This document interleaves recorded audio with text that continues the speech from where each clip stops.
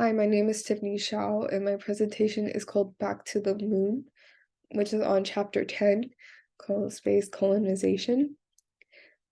The article I chose was called Why NASA Wants to Go Back to the Moon, which is about the Artemis program, and it was written in anticipation of the Artemis 1 launch, which actually happened recently on November 16th, 2022.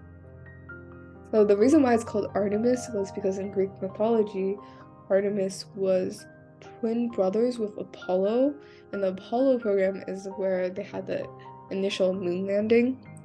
And that's why the quote here says beyond flags and footprints, because Artemis' goal is to build upon what Apollo did.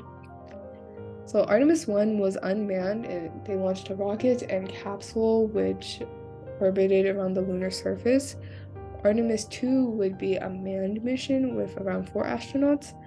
Artemis 3 would be an actual moon landing. And Artemis 4's goal would be to have a crew in living quarters that orbit the moon. So the larger goals of this Artemis program is to further explore space technologies and research because humans haven't been on the moon since Apollo, and also to build a lunar base. So the research done on the moon may help in the Moon to Mars program. There's also global diplomacy because NASA has to work with other international space centers on the Artemis project. So the part of our chapter 10 that I thought went best with the article was called Colonizing the Moon. The reasons why we want to colonize the moon is because of its proximity to the Earth.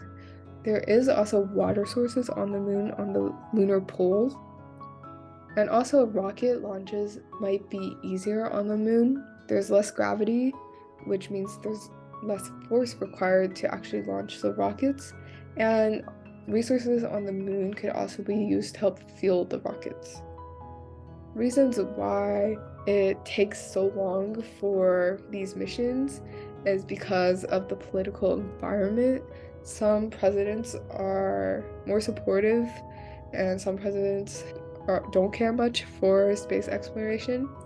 Also, public opinion is very important, whether people actually care to see that this is happening. Missions are very expensive, and people would get angry if a lot was spent on these space missions and it would be getting nowhere. Cons of being on the moon, some of those would be the temperature extremes.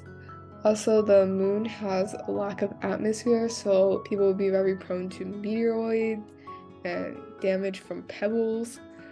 There's also low gravity, which may have long-term negative effects on human health. That is it for my presentation. Thank you for watching.